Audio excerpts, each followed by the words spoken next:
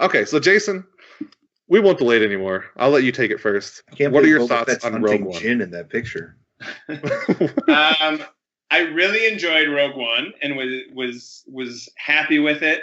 To the extent that I have, this isn't even a criticism, but I've seen a lot of talk of, and including our very own Phil, talking about, what a good job it was of it stands on its own instead of sort of depending on nostalgia.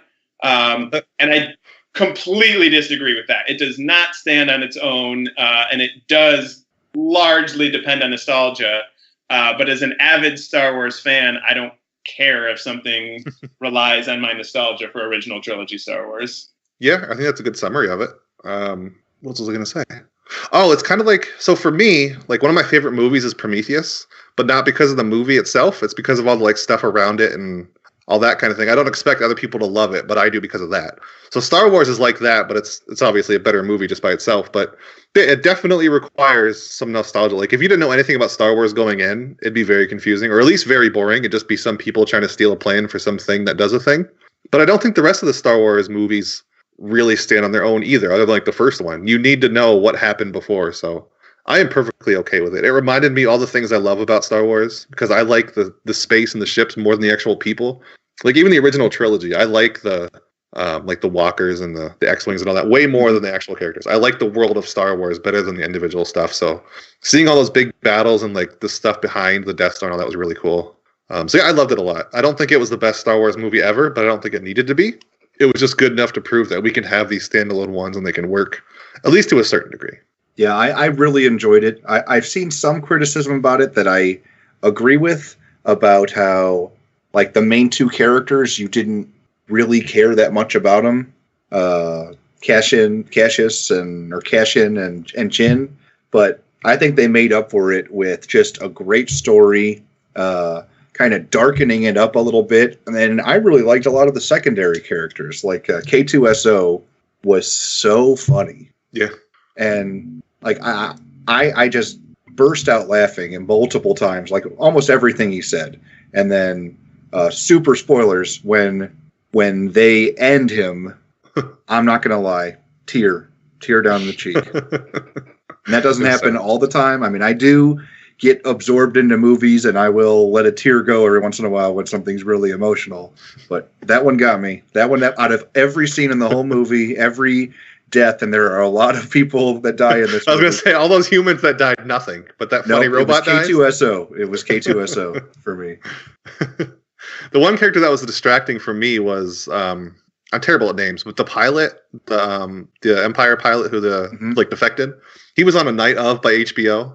That's all I could think of, was seeing him in that and then seeing him in this. But he was perfect for it. The distracting one was the blind monk, because all I saw was Donnie Yen, because he is a famous kung fu artist that does all kinds of action kung fu movies. I don't know if you've ever seen Ip Man, but he is Ip Man in Ip Man 1, Ip Man 2, Ip Man 3, and he's amazing.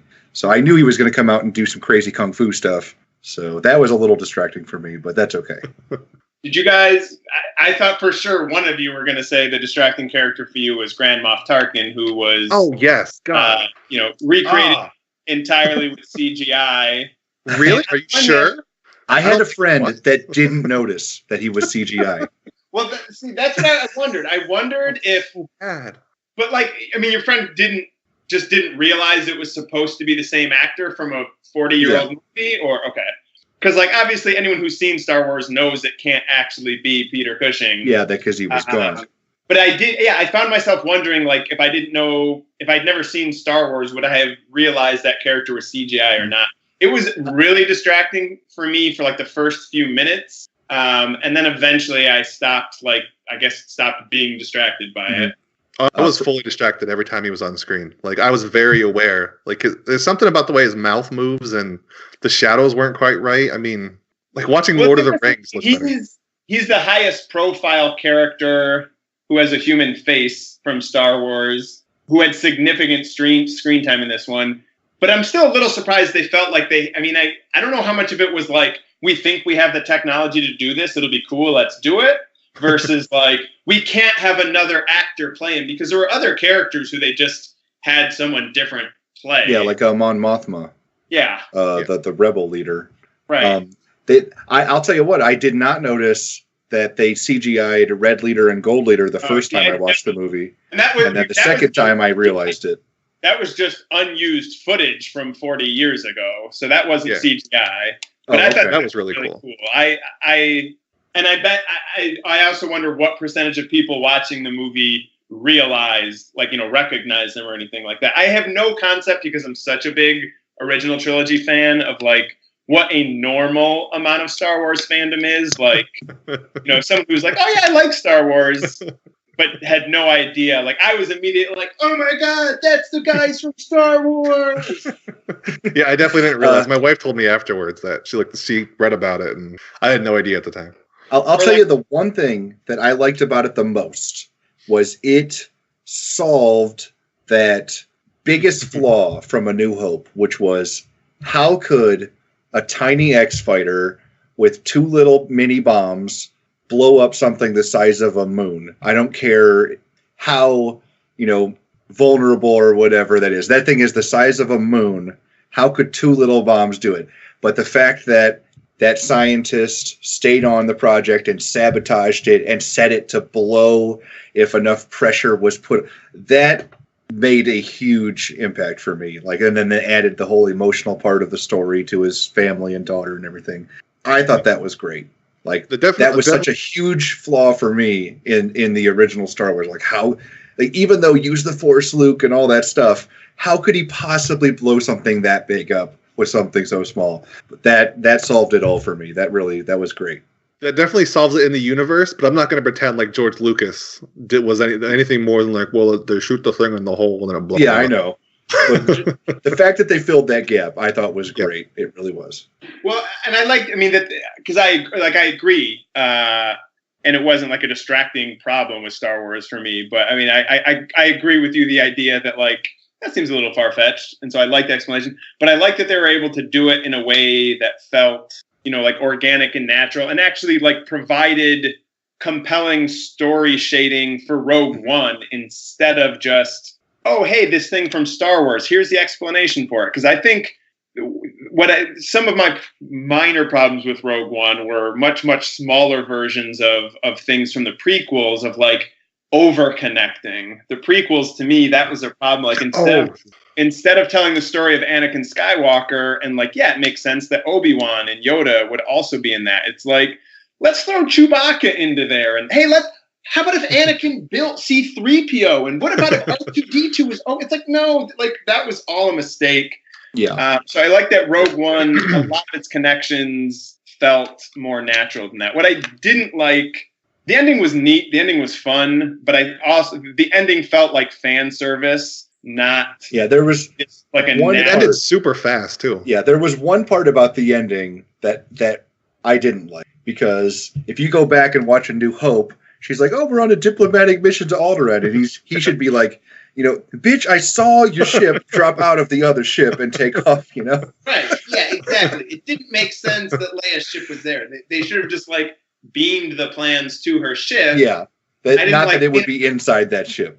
Yeah, it was neat to see her, and especially given the the tragedy surrounding Carrie Fisher, makes that part of it more poignant. So it was neat to see her, and made for, like, a happy note at an otherwise sort of bleak ending in a lot of ways. But yeah, I wish they had just beamed it to her ship and shown her, instead of having her, like, narrowly escape Darth Vader. That said, it was badass watching Darth Vader. Oh man. And it still wasn't, like, overdone like the prequels either. Yeah. It was still the janky Darth Vader. It's just he was doing everything. And the thing that I liked about it was, I mean, this whole movie was told from a different perspective. All the other Star Wars movies are like these superhero people that can't get hit by stormtroopers and are force sensitive, and they just mow these guys down. And this was told from the perspective of guys that, just one mistake, they just get barely grazed and they're toast. And then they show, and then the end, they show just how terrifying it must be to have to deal with these super powerful Jedi people. And when they show just Darth Vader just chewing these guys up. I mean, it was just a big, like, oh my goodness, just opening your eyes just to see how different it must be for everybody else compared to the superpower people. That was way better than no. That was I just said how awesome I thought it was watching Vader do that. I sort of think they should have done Rogue One without Vader being in it, though. I feel like it was awesome to watch him at the end, but it sort of didn't fit with, like, it didn't fit into the beginning of Star Wars very well, both because of what Leia's presence and that. In the middle of the movie scene, when Krennic goes to Vader's, like, lair, I really didn't like the "don't choke on your ambition." That was the worst. And the little reveal of, like, his hand. Yeah.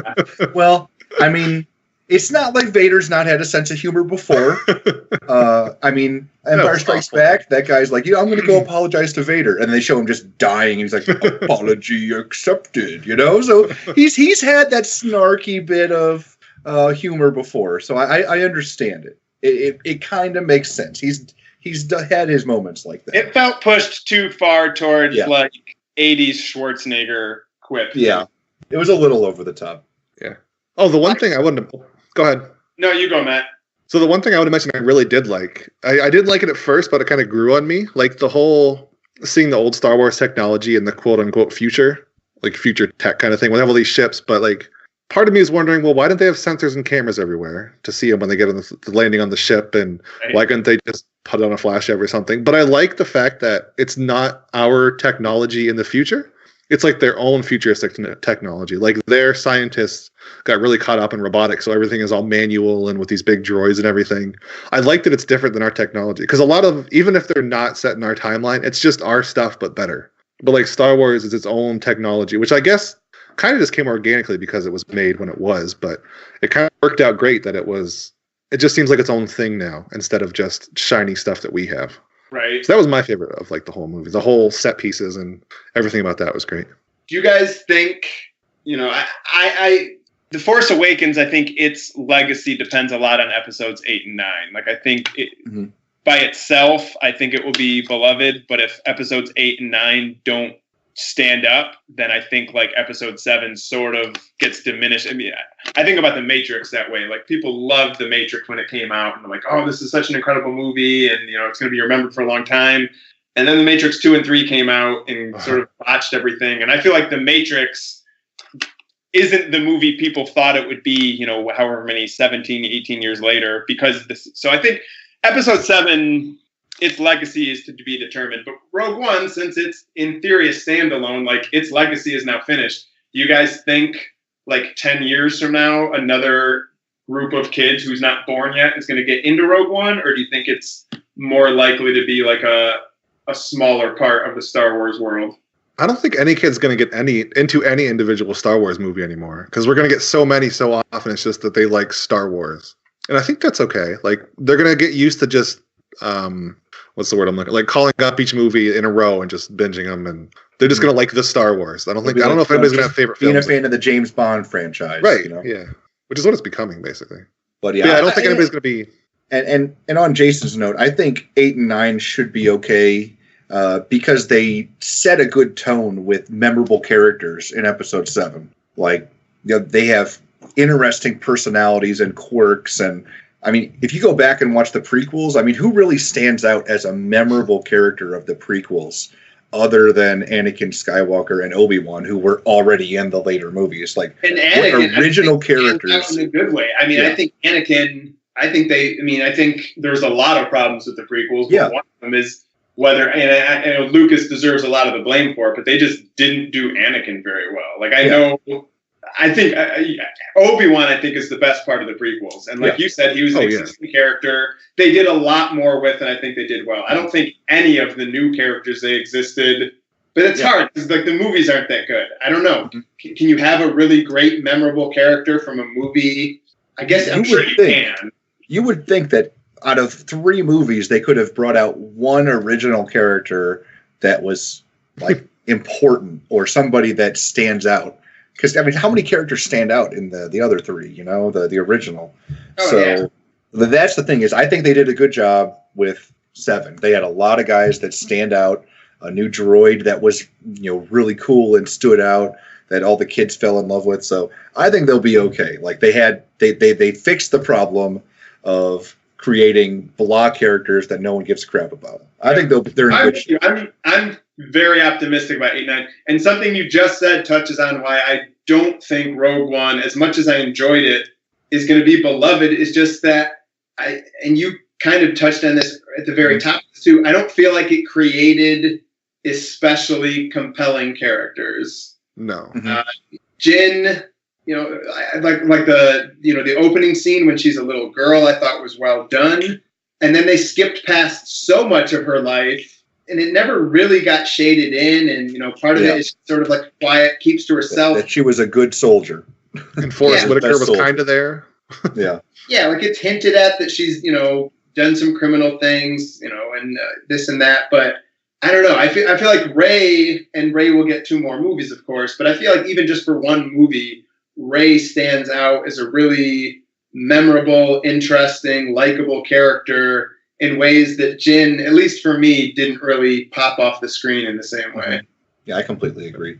Like none of the main 3 to me, with Cassian, Jyn, or Krennic, basically the villain. I don't think any of those 3 really stood out to me. For me, it was just a couple of the side characters that I thought were really cool. Yeah, I thought there were great scenes. The action was really well done. Yeah. Story was the story was good. It just didn't have particularly compelling characters in the way that the original trilogy did. I just there's so many different characters, that have like their segment of just like big fans, like, Boba Fett being sort of a famous one who has like 20 words of dialogue and like 8 minutes of screen time. And, I have like 8 Boba Fett things in my house right now. But then, there's just so many fun, cool characters in the original trilogy. The prequels did not live up to that. And maybe because Rogue One was trying to be a little more grown up, a little darker, it just didn't lend itself to that. Maybe knowing they're going to be killing everyone off. But I just don't feel like people are going to be walking around 10 years from now in Cassian t-shirts. Oh, no, definitely not. Unless they do like a Viva la Revolution kind of thing out of them. But I don't know if they'll do that. I can't think of anything that you'd put on a t-shirt and wear from that movie. Maybe like a quote from the droid. Oh, that was another thing I didn't like. Like the first time they kind of avoided the "don't tell me the odds" quote when they were first in the ship. That was kind of funny. It's like how they could have used the trope, but they didn't. And then they did it like 3 more times throughout the movie. Like they set up perfectly where he could have said, "Don't tell me the odds." And I'm glad they didn't. But after like the 4th time, it got kind of old setting it up and not doing it. Like they were showing, look how much we're not nodding to the old movies. That got a little annoying. And then they shut the door before he could say, "I've got a bad feeling about this." Yeah, they did that way too many times. But on the whole, kind of winding this down, I was really happy with it. I know I'll go and see it a second time.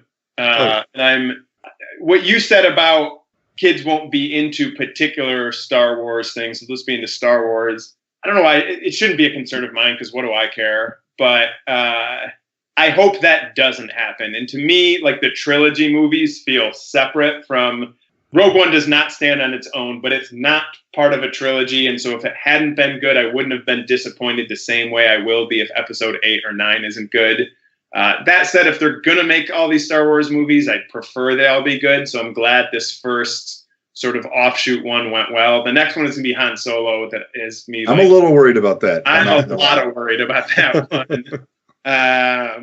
But we'll see. I just don't want them to screw up episodes 8 and 9. That's the Star Wars story to me. And if they get those right, they're inevitably going to make some mediocre ones if they do one every year for the next 30 years. But I hope there's going to be a couple Thors in there. Yeah. I mean, I think all of the Marvel movies are just sort of like, they're okay. I mean, if I were a kid, I'm sure I would feel differently.